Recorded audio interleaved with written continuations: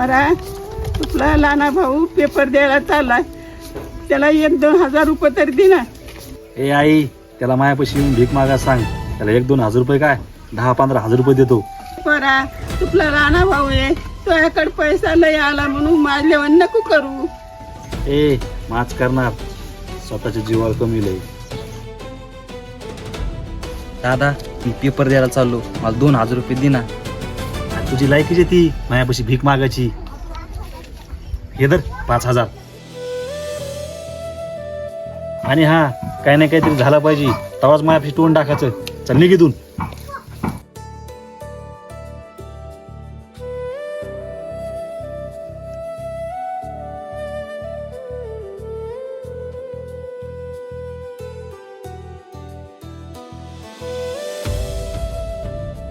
हो दादा, मी पैसेच गोळा करलोय, तुमचे नक्की देतो 15 दिवसामध्ये.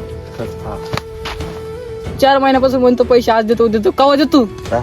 तुमचे पैसे नक्की देतो 1 महिन्यामध्ये. हो महिना नाही 4 दिवसात पैसे आले पाहिजे. तुला माहिती ना कसा आहे मी.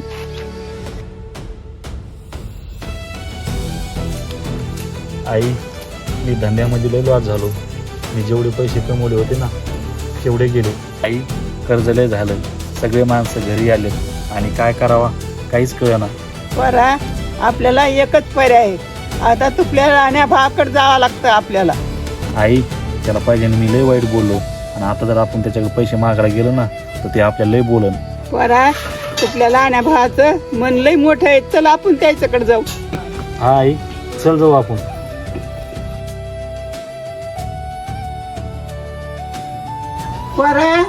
बरा अरे दादा, आई रस्ता गिस्ता हुकला काय. वरती जाऊ द्या, या बसा ना. बरं आहे का दोघाचं पण. कशाचं बरं, कर्जावाले सगळे दारामध्ये आलेत आणि सगळा धंदा लॉस झालाय. बरा तुझी एकटा मोठ्या भावाला आता तूच मदत करू शकतो. आई दादा, तुम्ही दोघं कताही टेन्शन नका घेऊ, मी करतो आपल्या दादाची मदत.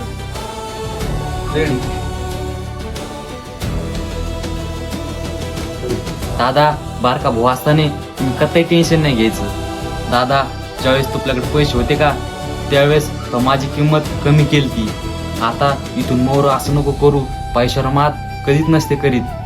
तुझी किंमत मी त्यामुळं कमी करीत नव्हतं, पण तुझ्या मनामध्ये एक जिद्द असावा म्हणून कमी करीत होतो. मी तुला पैसे कमवण्यासाठी बोलत होतो. आणि हा, तुम्हाला कधीच वाईट नको समजू. दादा तुझं थांब, मी तुला पैसे आणून देतो.